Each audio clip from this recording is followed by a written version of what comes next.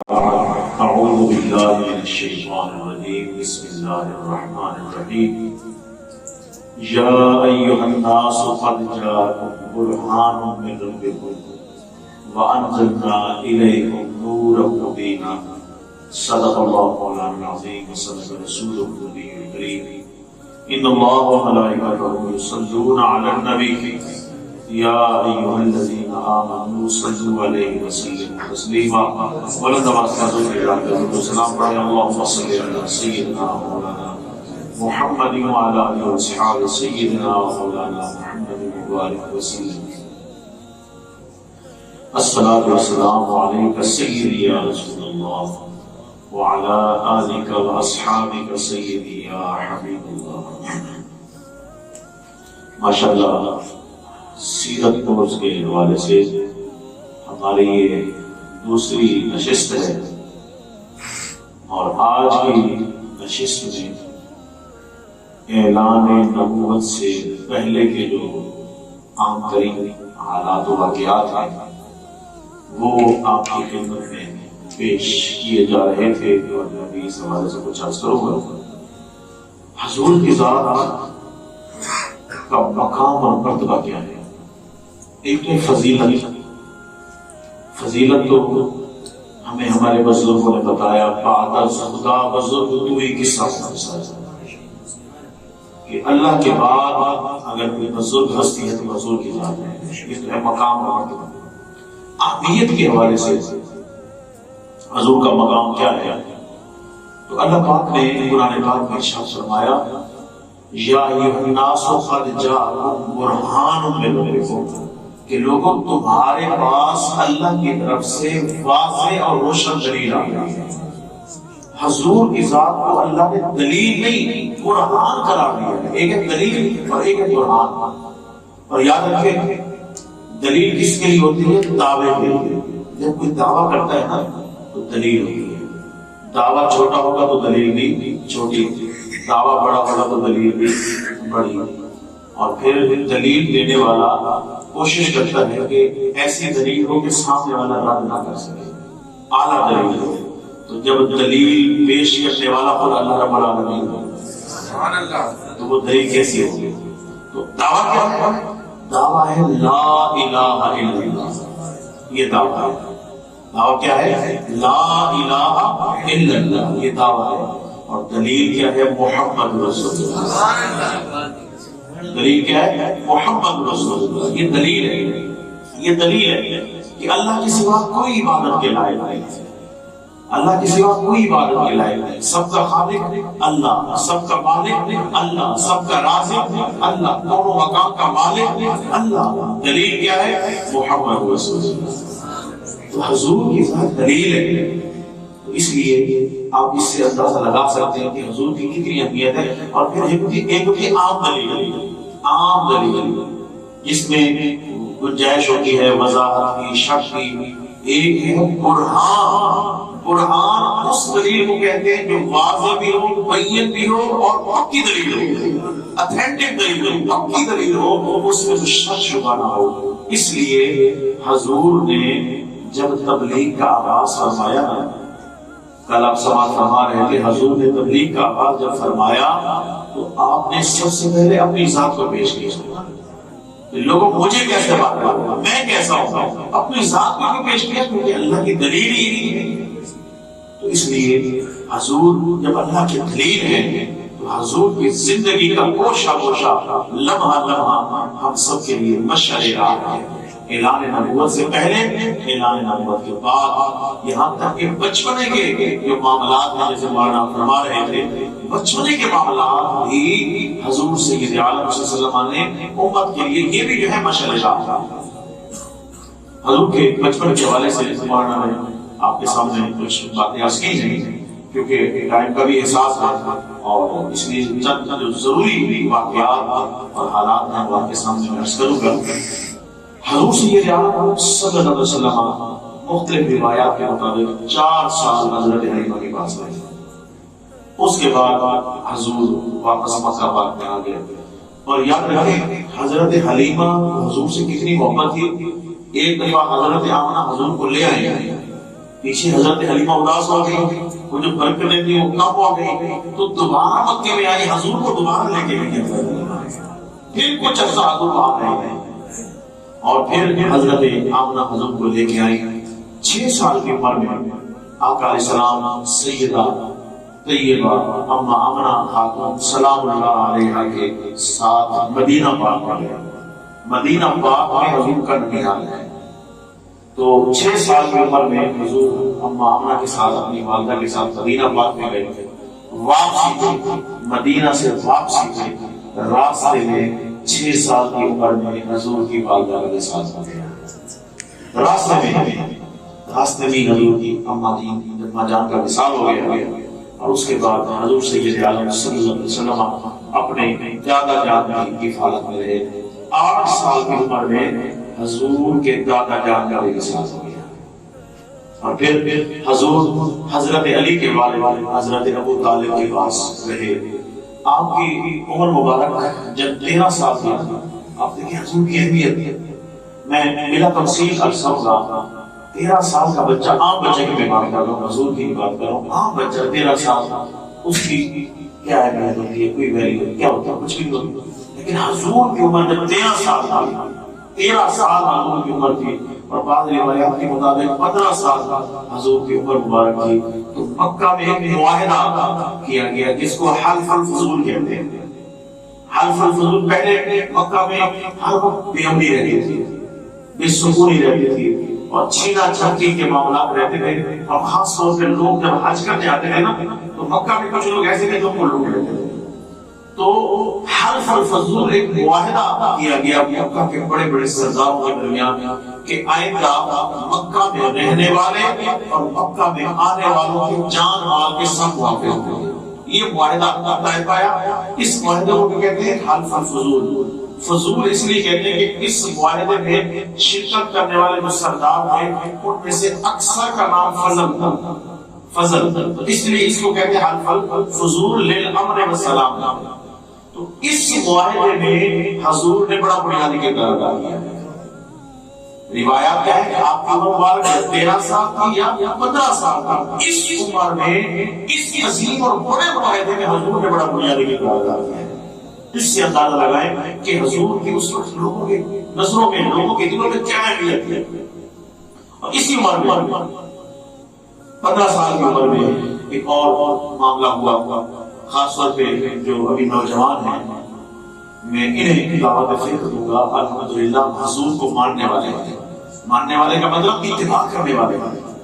آج ہمارے جو بزرگ ہیں وہ ہمارے نوجوانوں سے چڑھتے ہیں، ان سے دور بھاگتے ہیں، کیونکہ آج کا جو نوجوان ہے بزرگ بھی اس کے شر سے محفوظ نہیں ہے۔ آج بزرگوں کی عزت نہیں ہے، معاشرے میں بزرگوں کی اہمیت نہیں ہے، لیکن حضور سید عالم صلی اللہ علیہ وسلم آپ کی حیثیت کیا تھی، اس کا اندازہ آپ اس بات سے لگائیں۔ حضور کی عمر مبارک جب 15 سال تھی نا، تو کعبہ شریف کی جو عمارت تھی وہ بالکل خستہ ہو چکی تھی، تو اہل مکہ نے مشورہ کیا کہ اس عمارت کو دوبارہ بنایا جائے اور حلال کے پیسے ہیں ان سے بنایا جائے۔ آپس میں مشورہ کر کے انہوں نے جو چندہ اس دور میں تھا وہ کر کے کعبہ شریف کو انہوں نے بنیادوں سے دوبارہ بنایا۔ کعبہ شریف کی تعمیر شروع ہوئی۔ یہ جو کعبہ شریف کے ساتھ خطیب بنی ہوئی ہے، گول دائرے میں دیوار بنی ہوئی ہے، یہ جگہ بھی کعبہ شریف کا حصہ تھی، لیکن اہل مکہ کے پاس کیونکہ آمدنی جو ہوئی تھی حلال وہ کم تھی، اور وہ یہ بالکل انہوں نے اس کا اہتمام کیا تھا کہ کعبہ شریف کو حلال کی آمدنی سے بنایا جائے، تو اس لیے انہوں نے وہ جگہ چھوڑ دی اور باقی جگہ پہ انہوں نے کعبہ شریف کو تعمیر کیا۔ بہرحال یہ اللہ کی حکمت ہے، کعبہ شریف کے اندر تو اب صاف ظاہر ہے بڑی ہستیاں بڑے بادشاہ جاتے ہیں، لیکن وہ جو جگہ چھوڑ گئی وہاں جیسے غریبی چلے جاتے ہیں، اور وہ جگہ بھی اسی طرح بابرکت ہے جیسے وہ کعبہ شریف والی جگہ بابرکت ہے۔ تو کعبہ شریف کی جب تعمیر شروع ہوئی تو تعمیر چلتی رہی، جب وہ معاملہ آیا حجر اسود کو نصب کرنے کا، اب یہاں گڑبڑ ہو گئی۔ اب ہر قبیلے کی یہ خواہش ہے کہ ہمارا جو سردار ہے اس کے ہاتھوں سے یہ نصب کیا جائے، ہر قبیلے کی یہ خواہش ہے۔ اب حجر اسود ایک ہے اور مکہ پاک میں بے شمار قبائل ہوئے، تو ہر کسی کی خواہش تھی ہمارے قبیلے کا جو سردار ہے اس کے ہاتھ سے یہ نسب ہو. یہ معاملہ اتنا اٹھا کہ خون ریزی کا خطرہ پیدا ہو گیا. اور خون ریزی کی جنگ کی جو علامت تھی وہ کیا کرتے تھے؟ پیالوں میں خون بھر گیا اس میں ہاتھ ہو کے قسم اٹھاتے تھے کہ ہم خون بہا دیں گے، اس معاملے سے پیچھے نہیں ہٹیں گے. تو لوگوں نے قسمیں اٹھا لی، جنگ کا خطرہ جو ہے نا ہو گیا. مکہ پاک کیا گیا. اب کعبہ شریف کی تعمیر کی بنو گئی اس بنانے پہ کہ حجر اسود کو نصب کرے گا. ایک دن وہ جو سرداران مکہ تھے وہ صحن کعبہ میں بیٹھے ہوئے تھے تو آپس میں مشورہ کیا یار لڑو جھگڑو نہیں، ایسا کرتے ہیں یہ بات ہمارے درمیان. وہ جو سردار وہاں بیٹھے ہوئے تھے انہوں نے آپس میں یہ عہد کیا کہ یہ بات ہمارے درمیان ہے، کسی اور سے نہ کرنا. بات یہ ہے کہ ہم ایسا کرتے ہیں کہ کل صبح جلدی ہم آ جائیں گے. جو شخص صحن کعبہ میں ہمارے علاوہ ہمارے بعد جو شخص سب سے پہلے کعبہ میں داخل ہوگا نا اس کو ہم اپنا فیصلہ بنا دیں گے، اور وہ جو فیصلہ کرے گا وہ ہمیں منظور ہوگا. وہ فیصلہ ہمیں منظور ہوگا. سب نے کہا ٹھیک ہے. سب اپنے اپنے گھروں کو چلے گئے، خاموش رہے، کسی سے ذکر نہ کیا. اگلے دن صبح سارے وہاں آ گئے. اب دیکھنے لگے کہ آتا کون ہے. اور اللہ کی قدرت سب سے پہلے آنے والے ہستی میرے اور آپ کے آگے. سب سے پہلے آنے والے ہستی حضور کی ذات. اور عمر مبارک کتنی ہے؟ 15 سال. سب نے جب حضور کو دیکھا تو مرحبا مرحبا کہا. مرحبا، یہ تو ہماری آنکھوں کی ٹھنڈک ہے، یہ تو ہمارے دلوں کے چین ہے، یہ تو صادق ہے، یہ تو امین ہے، یہ جو بھی فیصلہ کریں گے ہم سب کو منظور ہوگا. حضور کو دیکھ کے وہ خوش ہو گئے. اب یہاں دیکھیں کہ ہم کہاں ہیں اور حضور کا کیا مقام. 15 سال کی عمر میں حضور کا کیا مقام. تو بہرحال حضور تشریف لے آئے تو سب سرداران نے حضور کو درمیان میں بٹھایا اور اپنا مدعا بیان کیا کہ ایسے ایسے ہمارے اختلاف ہیں اور کل ہم نے یہ فیصلہ کیا تھا کہ کل صبح ہمارے بعد جو سب سے پہلے داخل ہوگا وہ ہمارا فیصلہ کرنے والا ہوگا. آپ مہربانی کریں ہمارا فیصلہ کریں. تو اب حضور نے کیا کیا؟ حضور نے فرمایا بالکل ٹھیک ہے، حجر اسود کہاں ہے؟ فلاں جگہ ہے. ایک پاکیزہ اور بڑی چادر لگائی، چادر لائی گئی، حجر اسود کے قریب بچھائی گئی. حضور نے اپنے ہاتھوں سے حجر اسود اٹھا کے اس چادر لگایا اور فرمایا سب لوگ اس چادر کے کناروں کو پکڑ لو. اب وہاں جتنے بھی سرداران تھے سب نے اس کو پکڑا اور سب بڑے خوش تھے کہ ہم شریک ہیں، حجر اسود کو نصب کرنے میں ہم سب شریک ہیں. وہاں سے حجر اسود لایا گیا اور جہاں مقام تھا وہاں تک جب پہنچا تو حضور نے کہا کہ سب نے شرکت کر لی. جی سب نے شرکت کر لی. حضور نے اپنے ہاتھوں سے اٹھا کے اس کو وہاں نصب کر دیا، اپنے ہاتھوں سے اٹھا کے نصب کر دیا. یہ ہے حضور کی عظمت، یہ ہے حضور کی شان. یاد رکھیں انسان جو ہے، عام انسان جو ہے وہ جیسے جیسے بڑا ہوتا ہے اس کے شعور میں اضافہ ہوتا ہے اور مکمل جو شعور انسان کو ملتا ہے وہ 40 سال کی عمر کے بعد ملتا ہے. لیکن میرے آقا وہ ہے اللہ نے بچپن سے آپ کو شعور بنایا کیونکہ اللہ کی دلیل تھی. تو اسی طرح یہ یقیناً ہم سب کے لیے مشورہ ہے کہ ہمارا اٹھنا بیٹھنا، خاص طور پہ نوجوان بیٹھے، ہمارا اٹھنا بیٹھنا چلنا پھرنا ایسا ہو کہ بزرگ کو دیکھ کے ہمیں خوشی محسوس کریں اور لوگ ہماری بات پہ اعتماد کریں. اس طرح ہمیں ہونا چاہیے. اسی طرح حضور سید عالم صلی اللہ علیہ وسلم آپ کی عمر مبارکہ جب 13 سال کی تھی تو حضور علیہ السلام کے چچا جان حضرت ابو طالب تجارت کے لیے شام جانے لگے. تو حضور نے عرض کی چچا جان، حضور نے فرمایا چچا جان میں بھی ساتھ جاؤں گا. حضور نے اس عمر میں پہلی دفعہ مکہ سے شام کی طرف سفر فرمایا اور اس سفر میں بڑا ایک مشہور واقعہ یقیناً آپ نے کئی دفعہ سنا ہوگا. نسورہ راہب ایک راہب ہے.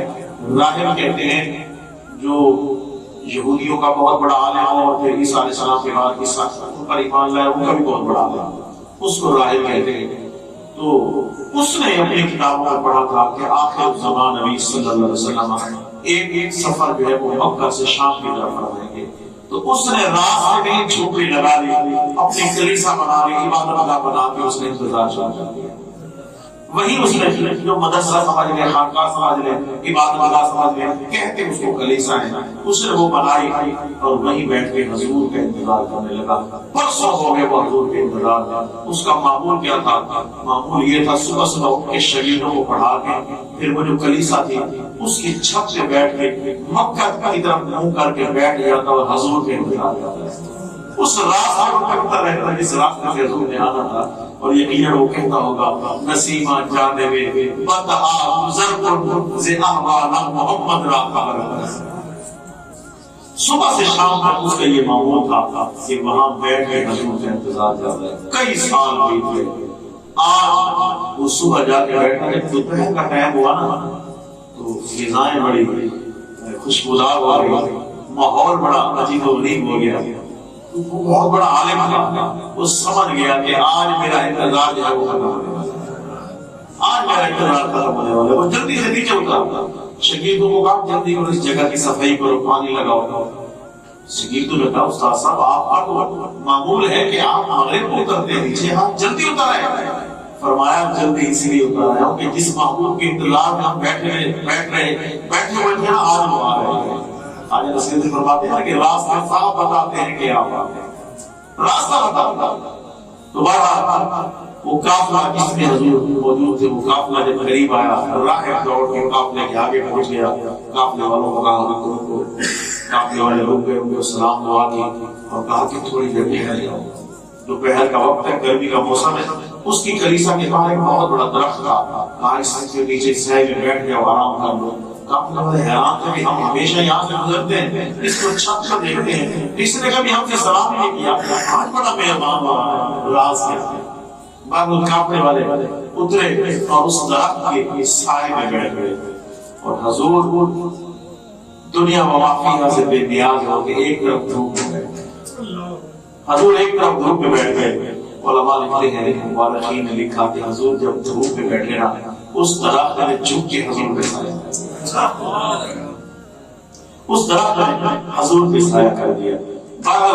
وہ جو راہب تھا اس کی خوشی کا آپ اندازہ لگا سکتے کہ اتنے سالوں کے بعد وہ جلدی سے گیا، اس نے کھانا لگوایا اور سب کو بلایا کھانے کے لیے۔ سب جب وہاں پہنچ گئے، اب راہب تیار ہو کے غسل کر کے کپڑے پہن کے وہ آیا، اس نے بچنے پہ نظر دوڑائی تو اس کو حضور نظر آئے۔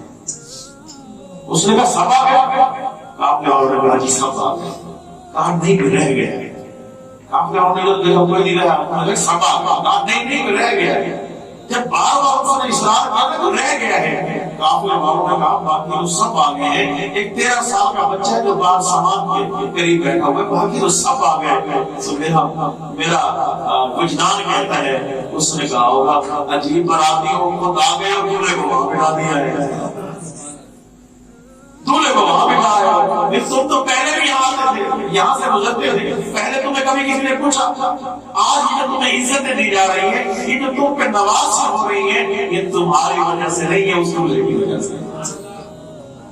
حضور کو بلایا گیا، حضور تشریف لائے، اس نے بڑی عزت احترام سے کھانا پیش کیا۔ اس دوران موقع پا کے اس نے حضور کو الگ بلایا، گزارش کی کہ میں فلاں اور اتنے عرصے سے آپ کے انتظار میں بیٹھا ہوں، اگر آپ کی اجازت ہو تو میں آپ کے مہر نبوت کی زیارت کرنا چاہتا ہوں۔ حضور کے کندھوں کے درمیان بالوں کا ایک گچھا بنا ہوا تھا جس کو مہر نبوت کہتے ہیں، اس میں لکھا ہوا تھا محمد رسول اللہ۔ اس نے کہا میں اس کی زیارت کرنا چاہتا ہوں۔ حضور نے اجازت دی، اس نے زیارت بھی کی، بوسہ بھی لیا اور آنکھوں سے آنسو آ گئے۔ کہا کاش کہ میں اس وقت زندہ ہوتا جب یہ آپ کی قوم آپ پر ظلم کرے گی، آپ کے خلاف ہو جائے گی، کاش کہ میں اس وقت زندہ ہوتا تو میں آپ کی مدد کرتا، آپ میں اپنی جان نچھاور کرتا۔ بہرحال آنکھوں سے آنسو بہاتے ہوئے اس نے حضور کا ہاتھ پکڑ کے لوگوں کو کہا یا ایھا الناس ھذا سید العالمین ھذا امام المرسلین، اے لوگوں جسے تم عام بچہ سمجھ رہے ہو یہ عام بچہ نہیں ہے، سارے جہان کا سردار بھی یہی ہے، سارے رسولوں کا امام بھی یہی ہے، سارے جہان کا سردار بھی یہی ہے، سارے رسولوں کا امام بھی یہی ہے۔ تکبیر، نعرہ رسالت، نعرہ رسالت، نعرہ رسالت۔ اور حضور سے یہ زیارت صلی اللہ علیہ وسلم کی عمر مبارک جب 25 سال کی ہوئی تو کیونکہ حضرت ابو طالب عیالدار تھے، بچوں کا بڑا بوجھ تھا، تو حضور سید عالم صلی اللہ علیہ وسلم نے عرض کی چچا جان مجھے اجازت ہے کہ میں جو ہے اجارہ پر کسی کا سامان لے جاتا ہوں تجارت کے لیے تاکہ گھر کا جو خرچہ ہے وہ چلے۔ اس وقت لوگ جو ہے لوگوں کو ہائر کر کے اپنا مال تجارت بیچنے کے لیے بھیجا کرتے تھے۔ تو مکہ کی ایک خاتون ہے جس کا نام ہے حضرت خدیجہ رضی اللہ تعالیٰ عنہا، یہ بہت امیر اور بڑی شرفاء میں شمار ہوا تھا۔ اس خاتون نے بھی اپنا مال تجارت بھیجنا تھا، تو حضور سید عالم صلی اللہ علیہ وسلم کا جب ان کو پتہ چلا کہ حضور تیار ہے جانے کے لیے، تو اس نے آپ سے رابطہ کیا اور کہا کہ میرا مال تجارت آپ لے جائیں اور بیچیں اور جو آپ کی خدمت ہوگی میں کروں گی۔ تو اس نے اپنا ایک غلام حضور کے ساتھ کر لیا، حضور کو کہا کہ یہ جو ہے آپ کی خدمت کے لیے، آپ کی ضروریات پوری کرنے کے لیے ہوگا، اور غلام کو کہا کہ کہہ دیا ذرا نظر بھی رکھنا۔ تو اب غلام میسرہ اس کا نام ہے، وہ حضور کے ساتھ ہے۔ حضور سید عالم صلی اللہ علیہ وسلم جب قافلے کے ساتھ گئے تو قافلے والوں پر جو مہربانیاں کرتے رہے، وہ بڑی باریک بینی سے دیکھتا رہا، اور وہ یہ بھی دیکھتا رہا کہ جب حضور پہ دھوپ آتی تھی تو بادل سایہ کرتے تھے، اور جب حضور آرام فرماتے تھے تو درخت آتے تھے حضور کو جھک کے سلام بھی کرتے تھے، سجدہ بھی کرتے تھے، اور جانور حضور کی عزت اور احترام کرتے تھے۔ یہ سارے معاملات کو دیکھتا رہا، اور پھر حضور سید عالم صلی اللہ علیہ وسلم کا جو تجارت کا انداز تھا وہ اس نے دیکھا کہ جو چیز بھی حضور بیچتے اس کے جو فوائد ہوتے وہ بھی بتاتے، اور اگر اس چیز میں کوئی عیب ہوتا تو وہ بھی بتاتے۔ آج ہمارے یہاں معاملہ یہ ہے نا کہ اچھی چیز ہم اوپر رکھتے ہیں اور جو تھوڑی ہلکی ہوتی ہے وہ نیچے چھپا کے آتے ہیں، اور ہم دکھاتے کچھ اور ہے بیچتے کچھ اور ہے۔ جبکہ حضور کی سیرت کیا ہے؟ حضور کی سیرت یہ ہے کہ جو چیز ہو ساری دکھاؤ، صحیح طریقے بتا کے۔ تو حضور علیہ السلام نے جو تجارت فرمائی اس میں جو عیب ہوتا تھا وہ خریدنے والے کو بتا دیتے، اور پھر حضور علیہ السلام نرمی فرماتے تھے۔ اس انداز میں آپ نے تجارت کی، وہ میسرہ جو ہے وہ بالکل بڑے قریب بینی کے انداز میں دیکھتا رہا، اور اس مال تجارت سے بہت بڑا نفع جو ہے وہ حاصل ہوا۔ آپ علیہ السلام جو مکہ سے واپس آئے، ابھی مکہ سے کچھ فاصلے میں تھے، تو میسرہ نے اجازت دی کہ میں پہلے جانا چاہتا ہوں۔ وہ پہلے مکہ میں پہنچا، آ کر اس نے حضرت خدیجہ رضی اللہ تعالیٰ عنہا کو سارے حالات بتائے، راستے میں جو کمالات دیکھے وہ بھی بتائے، حضور علیہ السلام کی شفقتوں کو بھی بتایا، اور آپ کی امانت اور صدق کا بھی تذکرہ کیا۔ حضرت خدیجہ اتنی متاثر ہوئی کہ مکہ سے باہر آ کے حضور کا استقبال باہر آ کے حضور کا استقبال کیا، اور جو ہے حضور کو لے گئے، اور پھر جو معاملات تھے وہ طے کیے۔ کچھ دنوں کے بعد حضور کی عمر مبارک 25 سال ہے، کچھ دنوں کے بعد در یتیم ہے، در یتیم ہے، ظاہری طور پہ ماں باپ تک نہیں ہے۔ کچھ دنوں کے بعد حضرت خدیجہ نے پیغام بھیجا کہ میں آپ سے شادی کرنا چاہتا ہوں۔ اب حضرت خدیجہ کی حیثیت میں نے آپ کو بتائی، مکہ کے شرفاء انتہائی مالدار، انتہائی اتنی مالدار تھا کہ حضور نے فرمایا کہ جو نفع اسلام پھیلانے میں مجھے خدیجہ کے مال میں دیا اور کسی نے نہیں دیا۔ اور حضرت خدیجہ اتنی عظیم ہستی کہ حدیث میں آتا ہے کہ ایک دفعہ حضور علیہ السلام جلوہ کرتے، حضرت خدیجہ نے اپنی چھوٹی بیٹی حضرت فاطمہ کو بھیجا کہ ابو جان، امی کہتی میری طبیعت خراب ہے اور مجھے لگتا ہے میرا آخری وقت ہے، آپ اپنی چادر عطا فرمائیں تاکہ میں اس کو اپنے جسم پہ اوڑھ لوں اور میں اسی کے ساتھ دفن ہوں۔ آپ مجھے اپنی چادر عطا فرمائیں۔ حضور علیہ السلام نے جب یہ سنا آنکھوں سے آنسو آ گئے اور خود تشریف لائے اور فرمایا اے خدیجہ، آپ کے مجھ پر اتنے احسانات ہیں کہ آپ اگر چادر کی بجائے میرے جسم کی کھاد مانگے تو میں وہ بھی اتار کے آپ کو دوں، وہ بھی اتار کے آپ کو دوں۔ اتنی محبت بھی سے، اتنی شفقت، اور وہ اتنی عظیم خاتون۔ انہوں نے نکاح کا پیغام بھیجا۔ یہ بات ہے ہمیں دعوت فکر دے رہی ہے، اس معاشرے میں جہاں ہم بیٹھے ہم کہاں چلے گئے، ہمارے آقا کی کیا تعلیمات ہے، یہ سوچنے کی بات ہے۔ لیکن سیرت کا مطلب یہ ہے کہ ہم سبق حاصل کریں۔ تو انہوں نے جب نکاح کا پیغام بھیجا، حضور نے کیا جواب دیا؟ حضور نے فرمایا کہ میرے چچا ابو طالب موجود ہیں، وہ میرے سرپرست ہیں، میرے بزرگ ہیں، ان سے بات ان سے بات اگر وہ قبول کر لیں گے تو مجھے بھی قبول ہے، اگر انہوں نے انکار کر دیا تو میرا بھی انکار ہے۔ یہ بات آپ میرے چچا سے کریں، ان سے بات نہیں کریں۔ آج ہمارے نوجوان سب کچھ خود ہی طے کریں گے، بلکہ اب اکثر یہ ہوتا ہے ماں باپ کو پتہ ہی نہیں ہوتا ہے بیٹا بھی شادی کر کے آ گیا یا بیٹی شادی کر کے آ گئی۔ میرے آقا دیکھیں، تمہیں یقین ہے چچا کی کفایت میں ہے، 25 سال ہمارے اور اتنی عظیم خاتون نے رشتہ بھیجا ہے، پیغام بھیجا ہے، حضور نے خود قبول نہیں کیا، فرمایا میرے چچا کی طرف پیغام ہے، ان کو کہیں وہ پسند فرمائیں گے، وہ قبول کریں گے تو میں قبول کروں گا۔ تو پھر ایسے ہوا، حضور کے چچا جان کی طرف پیغام بھیجا گیا، انہوں نے رضامندی کا اظہار کیا، سارے معاملات انہوں نے طے کیے اور انہوں نے ہی حضور کا نکاح پڑھایا اور آپ کی شادی کی۔ تو یہ ہے حضور کی سیرت میں ہمیں بہت کچھ سکھاتی ہے۔ اور اسی طرح آپ کا علیہ السلام نے 25 سال کی عمر میں آپ کی جو پہلی شادی ہے حضرت خدیجہ رضی اللہ تعالیٰ عنہا سے ہوئی، اور جب تک حضرت خدیجہ موجود رہی آپ نے کسی اور سے نکاح کیا، کسی اور سے۔ کتنی محبت میں نے تھوڑی دیر پہلے عرض کیا کہ اتنی محبت فرماتے ہیں حضرت خدیجہ سے آقا علیہ السلام۔ اور حضرین محترم، آپ کی جو آگے آل چلی ہے وہ بھی حضرت خدیجہ کی اولاد سے چلی ہے، اور حضور سید عالم صلی اللہ علیہ وسلم آپ نے جو ہے 40 سال کی عمر میں جب اعلان نبوت فرمایا تو اس وقت بھی سب سے پہلے آپ کو ماننے والی اور آپ کی ڈھال سنوانے والی اور آپ کو سہارا دینے والی سب سے پہلے جو ہستی تھی وہ حضرت خدیجہ کی خدمت تھی، حضرت خدیجہ کی خدمت، حضرت خدیجہ ہی۔ اگر ہم یہ سوچیں نا کہ انسانوں میں ایک سوال ہے کہ انسانوں میں سب سے پہلے کون ہے جو حضور پر ایمان لے آئے؟ مردوں میں حضرت ابوبکر صدیق، بچوں میں حضرت علی، اور غلاموں میں حضرت زید، اور خواتین میں حضرت خدیجہ۔ ویسے بنیادی طور پہ اگر دیکھا جائے تو حضرت خدیجہ سب سے پہلے ایمان لانے والی حضور کی ذات۔ اور حاضرین محترم، حضور سید عالم صلی اللہ علیہ وسلم کی زندگی مبارک ہم سب کو بہت بڑا سبق دیتی ہے۔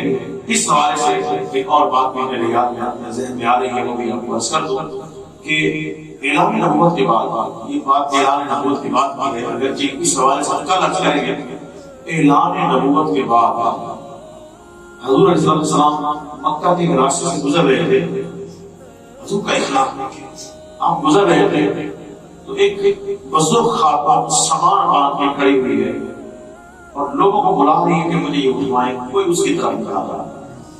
حضور نے جب دیکھا تو حضور قریب گئے، پوچھا کیا بات ہے؟ کہا یہ سامان میرا اٹھوائیں، میں دور جانا ہے، سفر کرنا ہے۔ تو حضور نے کہا کہ آپ بزرگ ہیں، پوری خاتون ہے، یہ وزن کیسے اٹھائیں گے؟ میں اٹھاتا ہوں۔ تو حضور نے اس خاتون کا سامان اپنے کندھے پہ اٹھایا۔ اب وہ خاتون آگے آگے چل رہی ہے، حضور پیچھے پیچھے چل رہے ہیں، اور حضور نے پوچھا کہاں جا رہی ہے؟ اس نے کہا جی میں تو رہنے والے جو یہاں کی، اب مکہ شہر چھوڑ کے بڑی دور جا رہی ہے۔ کیوں دور جا رہی ہے؟ اس نے کہا کہ میں نے سنا ہے کہ مکہ میں، اس نے کہا نعوذ باللہ، ایک جادوگر آیا ہوا ہے اور وہ حسین بھی بہت ہے، خوبصورت بھی بہت ہے، جو اس کو دیکھتے ہیں وہ اس کا ہوگا۔ وہ کوئی نیا دین لے کے آیا ہے، وہ بت پرستی سے منع کر رہا ہے، وہ یہ اب وہ حضور کے خلاف باتیں کر رہی ہے، حضور اس کا سامان اٹھا کے لے کے جا رہے ہیں۔ یہ لائے مثال، وہ پتھر مارنے والوں کو دیتے ہیں دعا اکثر، کوئی لاؤ مثال ایسی شرافت ہو جیسے۔ وہ حضور کے خلاف باتیں کر رہی ہے، حضور اس کا سامان اٹھا کے لے کے جا رہے ہیں۔ اس نے کہا میں باپ سے خود بڑا صاحب یہ دیکھنا پرانا دن کیسے چھوڑ دوں وغیرہ وغیرہ۔ جب وہ اپنی منزل پہ پہنچ گئی، حضور نے سامان رکھ دیا۔ اس نے کہا کہ میں اپنا دین بچا کے اس کی ڈر کی وجہ سے مکہ چھوڑ کے آئی ہوں۔ جب حضور جانے لگے تو اس نے پوچھا کہ آپ اچھے خاندان کے لگتے ہیں، کسی اچھی ماں کی اولاد لگتے ہیں، بتائیں تو صحیح آپ کون ہیں؟ سارا راستہ میں اپنی باتیں سناتی رہی، آپ نے ایک بات سنی، ذرا بتائیں تو صحیح آپ کون ہیں؟ حضور نے مسکراتے ہوئے فرمایا اماں جس کے ڈر سے مکہ چھوڑ کے آئی ہوں میں وہی محمد رسول اللہ۔ نعرہ تکبیر، نعرہ رسالت، نعرہ رسالت، نعرہ رسالت۔ جس کے ڈر سے تو مکہ چھوڑ کے آ رہی ہے میں وہی محمد رسول اللہ۔ اس نے کہا میں نے تو آپ کے بارے میں کیا سنا تھا، آپ کیا ہیں، آپ مجھے ابھی کلمہ پڑھائے اور اپنے غلام میں قبول فرمائے، ابھی کلمہ پڑھائے اور مجھے اپنے غلام میں قبول فرمائے۔ اس لیے ذوق مبالغہ کرنے کے لیے طرز میں یہ کہہ رہا ہوں، آپ میرے ساتھ کہہ دیں کہ وہ پتھر مارنے والوں کو دیتے ہیں دعا اکثر، وہ پتھر مارنے والوں کو دیتے ہیں دعا اکثر، کوئی لاؤ مثال ایسی، کوئی لاؤ مثال ایسی، شرافت ہو تو ایسی ہو، ہمیں وہ اپنا کہتے ہیں، محبت ہو تو ایسی ہو، ہمیں رکھتے ہیں نظروں میں، ہمیں رکھتے ہیں نظروں میں، عنایت ہو تو ایسی ہو، ہمیں رکھتے ہیں نظروں میں، عنایت ہو تو ایسی، جہاں مجرم کو ملتی ہے پناہیں بھی عطائیں بھی، مجرم کو ملتی ہے پناہیں بھی عطائیں بھی، مدینے میں جو لگتی ہے عدالت ہو تو ایسی ہو، مدینے میں جو لگتی ہے عدالت ہو تو ایسی ہو، ہمیں رکھتے ہیں نظروں میں، عنایت ہو تو ایسی ہو۔ حضور سید عالم صلی اللہ علیہ وسلم آپ کی شفقت، آپ کتنے شفیق تھے۔ قرآن پاک میں اللہ پاک نے ارشاد فرمایا انک لعلی خلق عظیم، اور یاد رکھیں قرآن پاک ہر چیز کو عظیم ہی کہتا ہے، لیکن یہ دنیا کتنی بڑی ہے، قرآن نے کہا کون بتاؤ دنیا قلیل، یہ قلیل ہے، چھوٹی چھوٹی قلیل، اور حضور کے اخلاق کے بارے میں قرآن نے کہا انک لعلی خلق عظیم، آپ عظیم اخلاق کا قائل ہیں، اخلاق کے عظیم مرتبے پر قائل ہیں۔ تو ہم حضور کا کلمہ پڑھنے والے ہیں، ہمیں حضور کے اخلاق سے ضرور فیض یاب ہونا چاہیے، اور خاص طور پہ یہ جو معاشرہ چل رہا ہے، ایک کمزور پر ظلم کرنا ایک وتیرہ بن گیا ہے، اور گھر کی خواتین وغیرہ بچے ان پہ لوگ ظلم کرتے ہیں۔ حضور نے ارشاد فرمایا تم کیسے بہتر وہ ہے جو اپنے گھر کی خواتین کے لیے بہترین وہ ہے جو اپنے گھر کی خواتین کے لیے بہتر ہے۔ تو اس لیے حضور علیہ السلام کی سیرت مبارکہ کے ان پہلوؤں کو بھی ہمیں دیکھنا چاہیے۔ اللہ پاک ہم سب کو عمل کی توفیق عطا فرمائے، آمین ثم آمین، وما علیہ الا البلاغ۔ بسم اللہ الرحمن الرحیم، اللهم صل علی سیدنا ومولانا محمد وعلى آلہ وصحبہ سیدنا ومولانا محمد وبارک وسلم۔ اللهم یسر لنا امورنا مع الراحة لقلوبنا وأبداننا والسلامة والعافية في ديننا ودنيانا وعقبانا إنك على كل شيء قدير۔ یا الہی اپنے کرم سے فضل سے مولا حضور علیہ السلام کی سیرت طیبہ ہمیں سیکھنے کی سعادت عطا فرما، یاد رکھنے اور عمل کرنے کی سعادت عطا فرما۔ یا رب العالمین ہمیں ہمیشہ حلال کھانے کی سعادت عطا فرما، ہمیشہ سچ بولنے کی سعادت عطا فرما۔ اپنے کرم سے فضل سے مولا ہمیں ہمارے والدین کو اپنے پسندیدہ وطن میں شامل فرما۔ یا الہ العالمین جتنے بھی احباب اس پروگرام میں شامل ہوئے، اس پروگرام کی برکت سب کو عطا فرما، سب کی زندگیوں کو برکت والا بنا۔ سب کو دونوں جہانوں میں سعادتیں نیک بختیاں عطا فرما یا الہی قاری شفقت اللہ صاحب قاری ضیاء اللہ صاحب جنہوں نے یہ کاوش کی ان کی کاوش کو قبول فرما دنیا آخرت میں ان کو اس پر بہترین جزا عطا فرما ان کے جو معاونین ہیں ان کو دونوں جہانوں میں برکت عطا فرما اس ادارے کو تاثر قیامت قائم فرما مولا کریم ہم سب کا یہاں مل بیٹھنا قبول فرما وصلی اللہ تعالی علی حبیبہ محمد محبوبہ وعلی آلہ وصحبہ اجمعین برحمتک یا ارحم الراحمین لا الہ الا اللہ